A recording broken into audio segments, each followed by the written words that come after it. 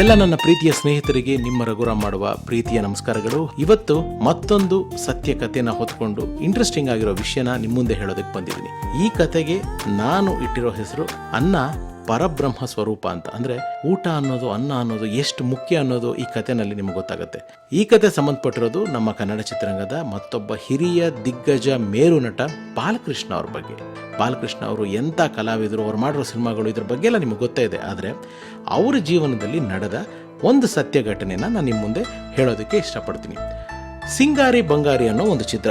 ಇದರಲ್ಲಿದ್ದು ನಮ್ಮ ಕಾಶಿನಾಥ್ ಸರ್ ಹಾಗೂ ವಿನೋದ್ ಆಳ್ವ ಅವರು ಮುಖ್ಯ ಭೂಮಿಕೆಯಲ್ಲಿ, ಅಂದರೆ ಮೇನ್ ಸ್ಟಾರ್ ಕ್ಯಾಸ್ಟಲ್ಲಿ ಇಬ್ಬರು ಹೀರೋಗಳಾಗಿದ್ದರು.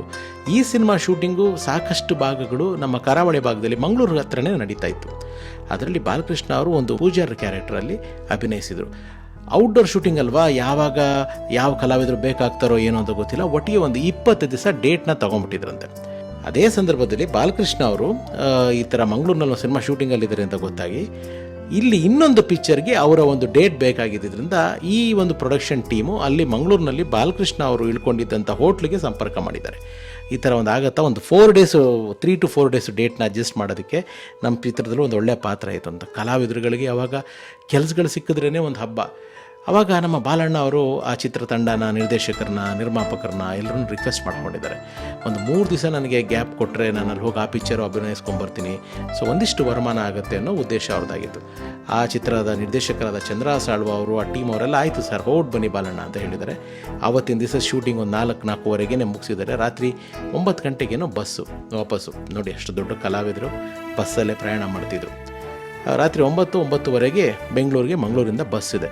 ಬಾಲಣ್ಣ ಅವರು ರೂಮಲ್ಲೇ ರೆಸ್ಟ್ ಮಾಡ್ತಾ ಕೂತ್ಬಿಟ್ಟಿದ್ದಾರೆ. ಒಂದು 8 ಗಂಟೆ 8:15 ಅದ್ರ ಲೋ ಪ್ರೊಡಕ್ಷನ್ ಅವರು ಎಬ್ಸೋಕ್ಕೆ ಪ್ರಯತ್ನ ಪಡ್ತಾ ಇದ್ದಾರೆ. ಆದರೆ ಬಾಲಣ್ಣ ಅವರು ಎದ್ದೇಳ್ತಿಲ್ಲ, ಗಾಢವಾದ ನಿದ್ದೆಗೆ ಹೋಗ್ಬಿಟ್ಟಿದ್ದಾರೆ. ಸರಿ, ಬಾಲಣ್ಣ ಅವ್ರನ್ನ ಎಬ್ಬಿಸಿ ಕಡೆಗೆ 9:15 ಇನ್ನೇನು ಬಸ್ ಹೊರಡೋಕ್ಕೆ ಒಂದು 10-15 ನಿಮಿಷ ಇದೇನು ಬೇಕಾದ್ರೆ ಸೀಟಲ್ಲಿ ಟಿಕೆಟೆಲ್ಲ ತೊಟ್ಟು ಕೂರಿಸಿದಾಗ ಆ ಪ್ರೊಡಕ್ಷನ್ ಮ್ಯಾನೇಜರ್ ಅವ್ರ ಹತ್ರ ನಾಡಿಗರು ಅಂತ ಅವರೇ ಈ ಕಥೆನ ಹೇಳಿದ್ದು ನನಗೆ. ನಾಡಿಗ, ಹೊಟ್ಟೆ ತುಂಬ ಹಸಿತಾ ಇದೆ ಕಣೋ, ಏನಾದರೂ ಊಟ ಇದೆಯಾ ಅಂತ ಕೇಳಿದ್ರಂತೆ. ಆಗ ಸಂಕಟ ಆಗೋಯ್ತಂತೆ ನಮ್ಮ ನಾಡಿಗರಿಗೆ. ಏನಪ್ಪ ಬಾಲಣ್ಣ ಹಿಂಗೆ ಕೇಳ್ಬಿಟ್ರಲ್ಲ, ಆಯಿತು ತಡ್ರಿ ಬಾಲಣ್ಣ, ಒಂದು 10 ನಿಮಿಷ ತಡ್ರಿ ಅಂತ ಹೇಳ್ಬಿಟ್ಟು ಆ ಬಸ್ ಡ್ರೈವರ್ ಹತ್ರ ಹೋಗ್ಬಿಟ್ಟು, ಸರ್ ಬಾಲಕೃಷ್ಣ ಅವರು. ಯಾವ ಬಾಲಕೃಷ್ಣ? ಕಲಾವಿದರು ಬಾಲಕೃಷ್ಣ ಅವ್ರು ನಮ್ಮ ಬಸ್ಸಲ್ಲಿ ಕೂತಿದ್ದಾರೆ. ಹೌದು ಸರ್ ಕೂತಿದ್ದಾರೆ. ಅವ್ರಿಗೊಂದು ಊಟದ ವ್ಯವಸ್ಥೆ ಮಾಡ್ಕೊಂಬಂದ್ಬಿಡ್ತೀನಿ, ಒಂದು 10 ನಿಮಿಷ ನೀವು ಸ್ವಲ್ಪ ಬಸ್ಸನ್ನು 9:00 ಹೊರಟ್ಬಿಡ್ಬೇಡಿ. ಇಲ್ಲ ಅಡ್ಡಿಲ್ಲ ನೀವು ಹೋಗಿ ನಾನು ವೆಯ್ಟ್ ಮಾಡ್ತೀನಿ ಅಂತ ಆ ಡ್ರೈವರು ಕಂಡಕ್ಟರ್ ಹೇಳಿದ್ದಾರೆ. ಸೊ ನಮ್ಮ ನಾಡಿಗರು ಅಲ್ಲಿ ಇಲ್ಲಿ ಎಲ್ಲ ಕಡೆ ಹುಡುಕ್ತಾ ಇದ್ದಾರೆ ಊಟಕ್ಕೆ.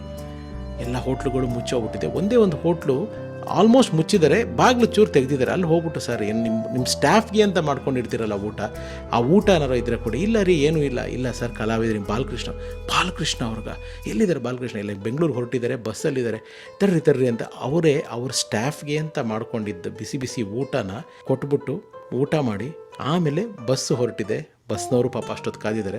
2 ಕೈ ಎತ್ತಿ ಬಾಲಣ್ಣ ನಾಡಿಗರಿಗೆ ಮುಗಿದು, ಥ್ಯಾಂಕ್ಸ್ ಕಣೋ, ಹೊಟ್ಟೆ ತುಂಬ ತುಂಬಿತು ಅಂತ ಹೇಳಿದ್ರಂತ. ಅಂದರೆ ಹೊಟ್ಟೆ ಹಸುವು ಮನುಷ್ಯನಿಗೆ ಎಷ್ಟು ನಮ್ಮನ್ನು, ಅಂದರೆ ಒಬ್ಬ ಕಲಾವಿದರಾದರೂ ಕೂಡ ಆ ಹಸುವು ಅನ್ನೋದು ಯಾರನ್ನೂ ಬಿಡೋದಿಲ್ಲ ನೋಡಿ. ಆ ಹಸುವು ಅವತ್ತು ನಾಡಿಗರು ಬಾಲಕೃಷ್ಣ ಅವ್ರಿಗೆ ಕೊಡಿಸಿದ ಊಟ ಅವರು ಕೊನೆ ಗಳಿಗೆವರೆಗೂ ಜ್ಞಾಪಿಸ್ಕೊತಾ ಇದ್ರಂತೆ. ಅವತ್ತು ನೀನು ಕೊಡಿಸಿದ್ಯಲ್ಲೋ ಊಟ, ಅಂಥ ಊಟನ ತಿಂದೇ ಇಲ್ಲ ಕಣೋ ಅಂತ. ಅದಕ್ಕೆ ಹೇಳಿದ್ದು ಅನ್ನಂ ಪರಬ್ರಹ್ಮ ಸ್ವರೂಪಂ ಅಂತ. ಈ ಕತೆ ನಿಮ್ಗೆ ಇಷ್ಟ ಆಗಿದೆ ಅಂತ ತಿಳ್ಕೊಂಡಿದ್ದೀನಿ. ಹಾಗೆ ಒಂದು ಹಸಿವಿನ ಒಂದು ಮಹತ್ವವನ್ನು ಸೂಚಿಸುವಂಥ ಈ ಕತೆ ನಿಮಗೆ ಖುಷಿ ಕೊಟ್ಟಿದೆ ಅಂತ ತಿಳ್ಕೊಂಡಿದ್ದೀನಿ. ಇದಾಗಿತ್ತು ಈ ಸರಣಿಯ ಈ ಕತೆ. ನಿಮಗೆ ಖುಷಿ ಕೊಟ್ಟಿದ್ರೆ ನನ್ನ ಪ್ರಯತ್ನ ಸಾರ್ಥಕ ಅಂತ ತಿಳಿಸ್ತಾ ಹೊರಟು ಬರ್ತೀನಿ. ಮತ್ತೆ ಮುಂದಿನ ಕಥೆಯೊಂದಿಗೆ ಭೇಟಿ ಆಗ್ತೀನಿ. ಎಲ್ರಿಗೂ ಒಳ್ಳೆಯದಾಗಲಿ. ಸರ್ವೇ ಜನ ಸುಖಿನೋ ಬಂತು. Love you all. ನಾನು ನಿಮ್ಮ ರಘುರಾಮ್.